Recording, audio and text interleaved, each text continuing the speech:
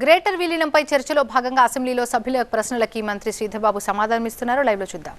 పౌరులకు సంబంధించిన సౌలభ్యం కూడా ఏ విధంగా అయితే అధ్యక్ష ఈ విలీనంతో పౌరులకు ఒకే విధమైన పన్ను విధానం, యూనిఫామిటీ, నియమ నిబంధనలకు సంబంధించి సేవా ప్రమాణాలకు సంబంధించి ద్వారా సులభమైన పరిపాలన అందించడానికి ఈ విధంగా మనం ముందుకు తీసుకెళ్తాం అంటాం అధ్యక్ష.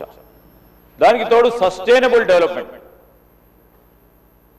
Sustainability is also important factor అధ్యక్ష.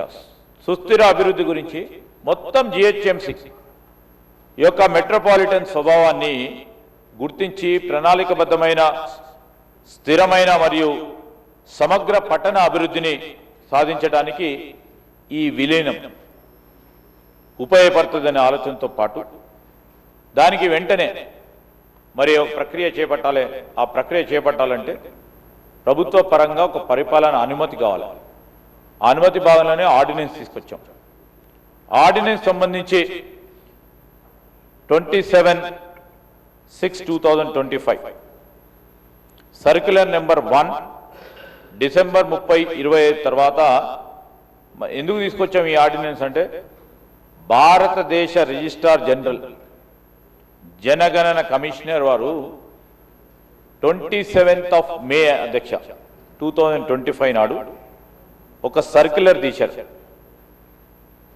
సెన్సస్ 2026 జనవరి నుంచి అంటే మొదలు కాబోతా ఉంది.